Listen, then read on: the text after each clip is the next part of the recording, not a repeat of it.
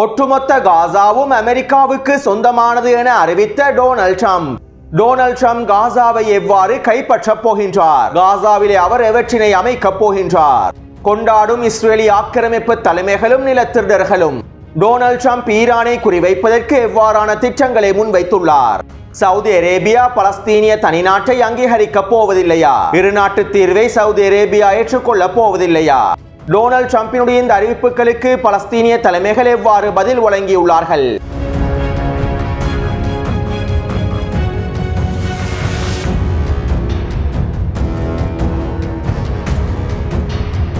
Donald ட்ரம்புக்கும் நெட்டன்யாகுவுக்கும் இடையிலான கலந்துரையாடலில் முக்கியமாக 5 விடயங்கள் கலந்துரையாடப்பட்டிருந்தன.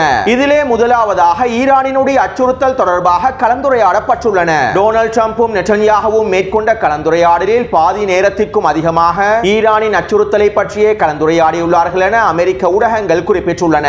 அக்டோபர் 7ஆம் தேதி தாக்குதல் தொடர்பான திரைப்படத்தினை டொனால்ட் ட்ரம்புக்கு காட்சிப்படுத்திவிட்டு இந்த தாக்குதல்கள் அனைத்திற்கும் ஈரான் தான் முக்கியமான காரணமாக அமைந்துள்ளது என்றும், அக்டோபர் 7ஆம் தேதி தாக்குதலுக்கு பின்னால் ஈரான் தான் மூல காரணமாக அமைந்துள்ளது என்றும் நெட்டன்யாகு தெரிவித்துள்ளார். ஆக்டோபஸினுடைய தலையை துண்டிக்காமல், ஈரானினுடைய தலையை துண்டிக்காமல் புதிய மத்திய கிழக்கு பிராந்தியத்தினை உருவாக்க முடியாது. நாம் தற்போது ஆக்டோபஸினுடைய ஏனைய அச்சுக்களை முழுமையாக சிதைத்து விட்டோம். இனி தலையை துண்டிப்பதற்கான நேரம் வந்துவிட்டது என்றும், ஈரானின் அணுசக்தி தளங்களை இலக்கு வைத்து தாக்குதல்களை மேற்கொள்வதற்கு அமெரிக்கா முழுமையான ஒப்புதலை வழங்க வேண்டும் என்றும் நெட்டன்யாகு டொனால்ட் ட்ரம்பை சம்மதிக்க வைப்பதற்கான அழுத்தங்களை வழங்கியுள்ளார் என அமெரிக்க ஊடகங்கள் செய்திகளை வெளியிட்டிருந்தன. காசாவிலே யுத்த நிறுத்தத்தின் முதலாவது கட்டம் நிறைவடைந்ததும் ஈரான் மீதான தாக்குதல்களை அவசரமாக ஆரம்பிக்க வேண்டும் என நெட்டன்யாகு முன்மொழிவு ஒன்றை டொனால்ட் ட்ரம்பிடம் சமர்ப்பித்திருப்பதாகவும் அமெரிக்க ஊடகங்கள் சுட்டிக்காட்டியுள்ளன. அத்தோடு டொனால்ட் ட்ரம்ப் ஈரானினுடைய அச்சுறுத்தல் தொடர்பாக ஊடகங்களிடம் இவ்வாறு தெரிவித்திருந்தார். ஈரானுடன் நாம் என்ன செய்ய போகின்றோம் என்பதனை பார்ப்போம். ஈரானுக்கு அணுகுண்டு கிடைக்க கூடாது.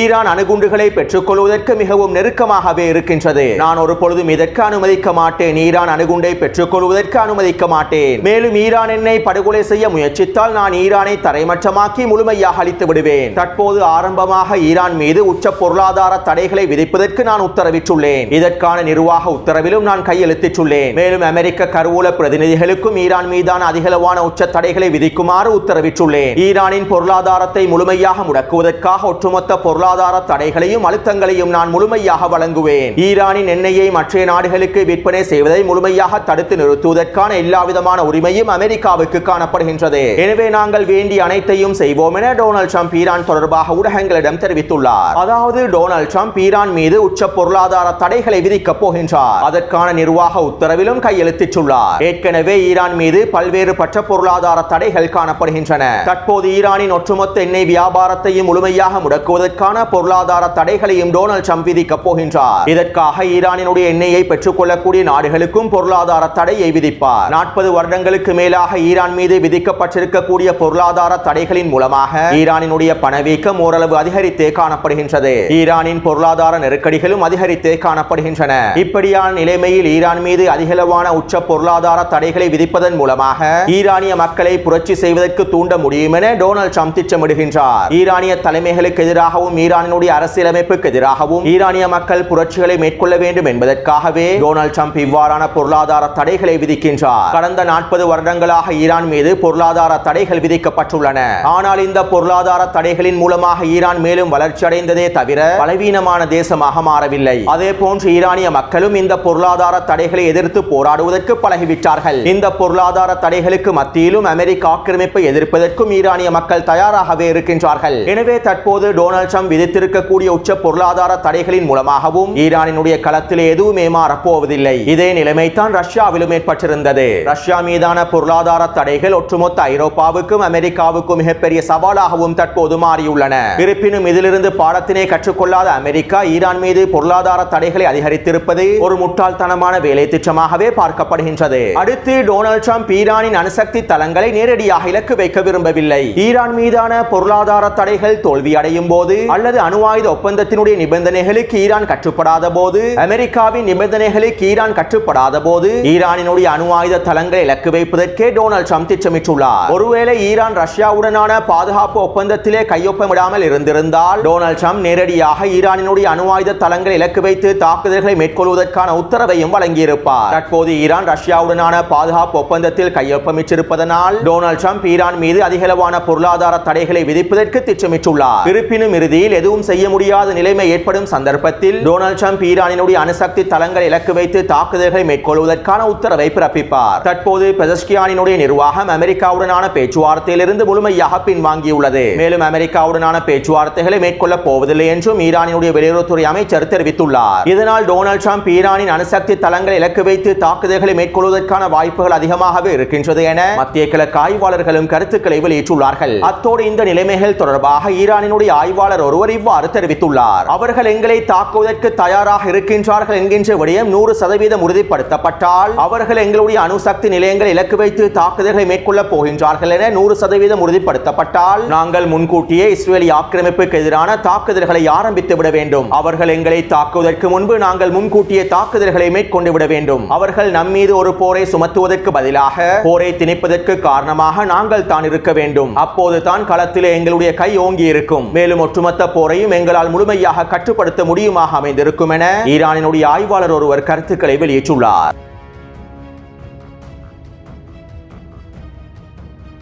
இரண்டாவதாக டொனால்ட் ட்ரம்புடனான கலந்துரையாடலின் போது வெஸ்ட் பேங்க் பிரதேசத்தினை இஸ்ரேலிய ஆக்கிரமிப்போடு முழுமையாக இணைப்பது தொடர்பாக கலந்துரையாடப்பட்டுள்ளன. ஏற்கனவே வெஸ்ட் பேங்க் பிரதேசத்தினை யூதா மற்றும் சமேரியாவாக அங்கீகரிப்பதற்கான மசோதாவை அமெரிக்க செனட்டர்கள் செனட் சபையிலே முன்வைத்துள்ளார்கள். எனவே இந்த மசோதாவுக்கு அமைவாக இன்னும் 4 வாரங்களுக்குள்ளே வெஸ்ட் பேங்க் பிரதேசத்தினை இஸ்ரேலிய ஆக்கிரமிப்போடு முழுமையாக ஒன்றிணைப்பதற்கான அடுத்த கட்ட வேலை திட்டங்களை ஆரம்பிப்பதாக டொனால்ட் ட்ரம்ப் தெரிவித்துள்ளார். இஸ்ரேலின் இறையாண்மைக்கு பாதிப்பாக இருக்கக்கூடிய வெஸ்ட் பேங்க் பிரதேசத்தையும் நான் முடிவுக்கு கொண்டு வருவேன் என டொனால்ட் ட்ரம்ப் நெட்டன்யாஹுவுக்கு உறுதியளித்துள்ளார். அடுத்து மூன்றாவதாக இஸ்ரேலிய ஆக்கிரமிப்புக்கு தேவையான ஆயுதங்கள் தொடர்பாக கலந்துரையாடப்பட்டுள்ளன. இதன்போது $8 பில்லியன் அமெரிக்க டாலர்கள் பெறுமதி அளவிலான ஆயுதங்களை அவசரமாக தருமாறு நெட்டன்யாஹு கோரிக்கை விடுத்துள்ளார். மேலும் இஸ்ரேலிய ஆக்கிரமிப்புக்கு தேவையான அனைத்து விதமான ஆயுதங்களையும் இராணுவ உபகரணங்களையும் போர் வாகனங்களையும் எந்த விதமான தடையும் இல்லாமல் இஸ்ரேலுக்கு வழங்க வேண்டும் என நெட்டன்யாஹு கோரிக்கை விடுத்துள்ளார். அத்தோடு டொனால்ட் ட்ரம்ப் இதற்கு முழுமையான அனுமதியையும் வழங்கியுள்ளார். அடுத்து நான்காவதாக சவுதி அரேபியாவுக்கும் இஸ்ரேலிய ஆக்கிரமிப்புக்கும் இடையிலான இயல்பாக்க நிலைமை தொடர்பாக கலந்துரையாடப்பட்டுள்ளன. இந்த இயல்பாக்க நிலைமை தொடர்பாக ஊடகங்களிடம் டொனால்ட் ட்ரம்ப் இவ்வாறு தெரிவித்துள்ளார். உண்மையில் சவுதி அரேபியா பலஸ்தீனிய மக்களுக்கான தனி நாட்டை கேட்கவில்லை, இருநாட்டு தீர்வை ஏற்படுத்த வேண்டும் என சவுதி அரேபியா கேட்கவில்லை. எனவே இவை பற்றி நாங்கள் பெரிதாக அலட்டிக் கொள்ள தேவையில்லை. சவுதி அரேபியாவுக்கும் இஸ்ரேலுக்கும் இடையிலான ஒப்பந்தம் வெகு விரைவிலே கைச்சாத்திடப்படும். இதற்கான எல்லாவிதமான வேலை திட்டங்களும் வெற்றிகரமாக மேற்கொள்ளப்பட்டு வருகின்றது என டொனால்ட் ட்ரம்ப் ஊடகங்களிடம் தெரிவித்துள்ளார்.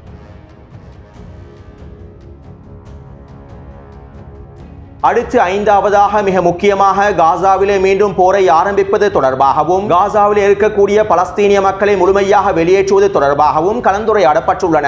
இது தொடர்பாக டொனால்ட் ட்ரம்ப் ஊடகங்களிடம் இவ்வாறு தெரிவித்திருந்தார். காசாவிலே யுத்த நிறுத்தம் தொடரும் என்பதனை என்னால் உறுதிப்படுத்த முடியாது. இதற்கான உத்தரவாதத்தையும் நான் வழங்கவில்லை. மேலும் காசாவில் இருக்கக்கூடிய பலஸ்தீனிய மக்கள் மீள்குடியேற்றப்பட வேண்டும். காசாவுக்கு அருகாமையில் இருக்கக்கூடிய நாடுகளுக்கும் ஏனைய நாடுகளுக்கும் பலஸ்தீனிய மக்களிடம் பெயர்க்கப்பட வேண்டும். பலஸ்தீனிய மக்களை நாங்கள் பெற்றுக்கொள்ள போவதில்லை என எகிப்தும் ஜோர்டானும் தெரிவித்திருந்தாலும் இந்த திட்டத்தினை எகிப்தும் ஜோர்டானும் மறுத்திருந்தாலும் நிச்சயமாக அவர்கள் ஒப்புக்கொள்வார்கள். பலஸ்தீனிய மக்களை எகிப்தும் ஜோர்டானும் பெற்றுக்கொள்வார்கள் மற்றும் ஐரோப்பிய நாடுகளும் பலஸ்தீனிய மக்களை பெற்றுக்கொள்வார்கள். காசா தற்போது முழுமையாக சிதைக்கப்பட்டு விட்டது. காசா மனிதர்கள் வாழ தகுதியற்ற பிரதேசமாக மாறிவிட்டது. காசா ஒரு ஆபத்தான பிரதேசமாக மாறிவிட்டது. மேலும் பலஸ்தீனிய குழந்தைகளுக்கு ஆரோக்கியமற்ற பிரதேசமாகவும் காசா மாறிவிட்டது. காசாவிலே தற்போது எந்த இலக்குகளும் இல்லை. நான் பலஸ்தீனிய மக்களுக்கு ஒரு சிறந்த எதிர்காலத்தையும் நம்பிக்கையையும் கொடுப்பதற்கு விரும்புகின்றேன். காசாவில் உள்ள ஒட்டுமொத்த பலஸ்தீனிய மக்கள் முழுமையாக காசாவை விட்டு வெளியேறுவதே அவர்களுடைய எதிர்காலத்திற்கும் சிறந்த வாய்ப்பாக அமைந்திருக்கும். மேலும் காசாவில் இருக்கக்கூடிய பலஸ்தீனிய மக்களை வெளியேற்றுவதற்கும் அவர்களுக்கு புதிய குடியேற்றங்களை அமைத்துக் கொடுப்பதற்கும் மத்திய கிழக்கில் அதிகளவான பணமும் காணப்படுகின்றன.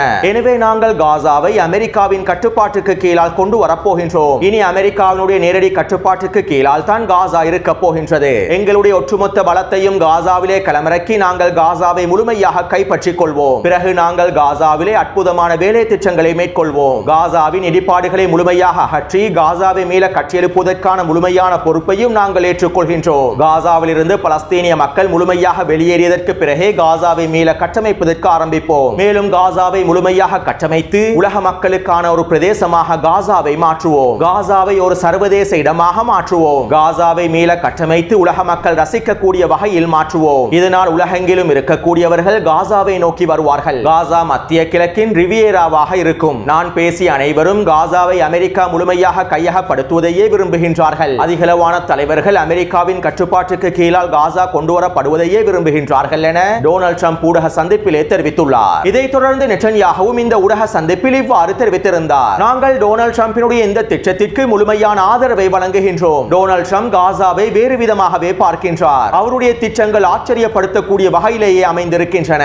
இஸ்ரேல் தனித்து செயற்படுவதை விட இஸ்ரேலும் அமெரிக்காவும் ஒன்றிணைந்து செயற்படும் போது குறைந்த அளவிலான பிரச்சனைகளை ஏற்படுகின்றன. மேலும் அமெரிக்காவோடு இணைந்து செயற்படும் சந்தர்ப்பத்தில் இந்த பிரச்சனைகளையும் எங்களுக்கு முழுமையாக சமாளிக்க முடியுமாக அமைந்திருக்கும். ஜனாதிபதி டொனால்ட் ட்ரம்பினுடைய காசா தொடர்பான இந்த திட்டம் வரலாற்று முக்கியத்துவம் வாய்ந்த திட்டமாக மாறப்போகின்றது. அத்தோடு காசாவின் யுத்த நிறுத்த பேச்சுவார்த்தைகளின் இரண்டாவது கட்டத்தினை தொடருவதற்கு நாங்கள் முயற்சி செய்வோம் என்றும் நெட்டன்யாஹு குறித்த ஊடக சந்திப்பிலே தெரிவித்துள்ளார். எனவே தற்போது டொனால்ட் ட்ரம்ப் காசாவில் இருக்கக்கூடிய பலஸ்தீனிய மக்களை முழுமையாக வெளியேற்றிவிட்டு காசாவை மீள கட்டமைத்து காசாவை ஒரு சுற்றுலா தலமாக மாற்றப் போகின்றார். ஒட்டுமொத்த சர்வதேச மக்களும் காசாவுக்கு வருகை தரும் வகையில் காசாவை ஒரு சுற்றுலா தலமாக மாற்றப் போகின்றார். டொனால்ட் ட்ரம்பினுடைய இந்த திட்டமானது தந்திரமான காய் நகர்த்தலாகும். காசாவிலே இஸ்ரேலிய ஆக்கிரமிப்பு குடியேற்றங்களை அமைப்பதற்கோ அல்லது இஸ்ரேலிய ஆக்கிரமிப்புக்கு கீழால் ஒட்டுமொத்த காசாவையும் கொண்டு வருவதற்கோ அல்லது காசாவை முழுமையாக இஸ்ரேலிய ஆக்கிரமிப்பிடம் ஒப்படைப்பதற்கோ சர்வதேச தரப்பினர் விரும்ப மாட்டார்கள். காசாவில் உள்ள பலஸ்தீனிய மக்களை வெளியேற்றிவிட்டு காசாவின் நிலப்பரப்பை இஸ்ரேலிய ஆக்கிரமிப்பிடம் ஒப்படைப்பதற்கு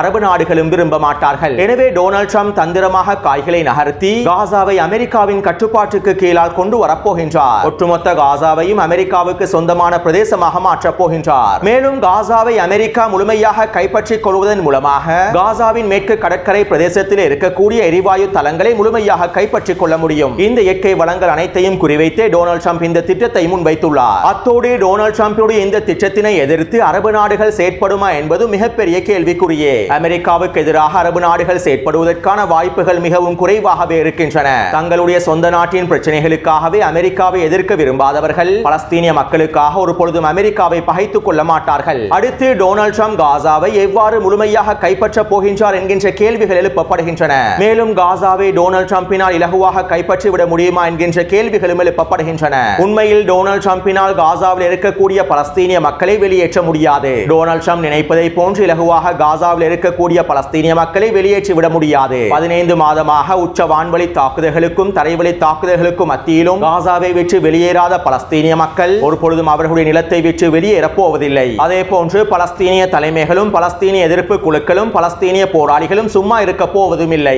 எனவே டொனால்ட் ட்ரம்ப் காசாவை முழுமையாக கைப்பற்ற வேண்டுமாக இருந்தால் அமெரிக்காவின் ஒட்டுமொத்த படைகளையும் காசாவிற்குள்ளே களமிறக்க வேண்டும். அமெரிக்க துருப்புக்களையும் அமெரிக்க வான்படையையும் காசாவிற்குள்ளே களமிறக்க வேண்டும். 15 மாதமாக இஸ்ரேலிய ஆக்கிரமிப்பு காசாவிலே மேற்கொண்ட யுத்தத்தை போன்று அமெரிக்காவும் காசாவிற்குள்ளே யுத்தத்தினை மேற்கொள்ள வேண்டும். அதே போன்று பலஸ்தீனிய போர்முனைக்கு ஆதரவான எதிர்ப்பட்சிகளுக்கு எதிராகவும் போரிட வேண்டும். எனவே மறைமுகமாக டொனால்ட் ட்ரம்ப் காசா மீதான போரையே அறிவித்துள்ளார். அதே போன்று அமெரிக்கா இந்த போரிலே எந்த விதமான வெற்றியையும் பெற்றுக் கொள்ளப் போவதில்லை. காசாவின் களத்திலே அமெரிக்காவினால் வெற்றி பெற முடியாது. மேலும் டொனால்ட் ட்ரம்ப் ஆரம்பிக்க போகின்ற இந்த போரானது மிகப்பெரிய மத்திய கிழக்கு போராகவே மாறிவிடும். இது பேரழிவு தரக்கூடிய போராகவே மாறிவிடும். இன்னும் ஒரு விதத்தில் குறிப்பிடுவதாக இருந்தால் டொனால்ட் ட்ரம்ப் அமெரிக்காவையும் இஸ்ரேலிய ஆக்கிரமிப்பையும் மிகப்பெரிய அழிவு பாதையை நோக்கி நகர்த்திக் கொண்டிருக்கின்றார். எனவே நாம் நினைப்பதை விட இந்த போரானது மிகப்பெரிய போராகவே மாறப்போகின்றது. ஒட்டுமொத்த ஜியோனிசமும் பலஸ்தீனிய மக்களுக்கு எதிராகவும் பலஸ்தீனிய எதிர்ப்புக்கு எதிராகவும் களமிறங்க போகின்றார்கள். அதே போன்று ஒட்டுமொத்த ஜியோனிசத்தையும் ஆக்கிரமிப்பையும் முழுமையாக தோற்கடிப்பதற்காக